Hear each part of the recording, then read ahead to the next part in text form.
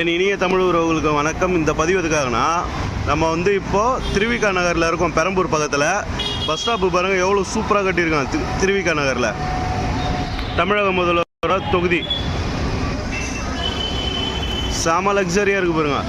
நைட்டில் வந்தீங்கன்னா லைட் செட்டிங்லாம் அவ்வளோ சூப்பராக இருக்கும். இந்த பஸ் ஸ்டாப்பு பாருங்க எவ்வளோ பழசானது தெரியுமா. இதுக்கு பின்னாடி அப்படியே மீன் மார்க்கெட்டு. இப்போ பாருங்கள் எவ்வளோ சூப்பராக இருக்குது.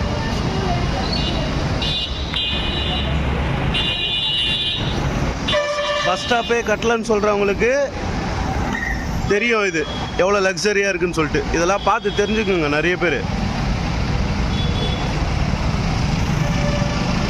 புதுசாக வரவங்களாம் பஸ் ஸ்டாப் கட்டலன்னு சொல்லிட்டுருக்காங்க. எவ்வளோ பஸ் ஸ்டாப் எவ்வளோ காஸ்ட்லியாக லக்ஸரியாக இருக்கு பாருங்க. ஜங்ஷனை பார்த்துங்க.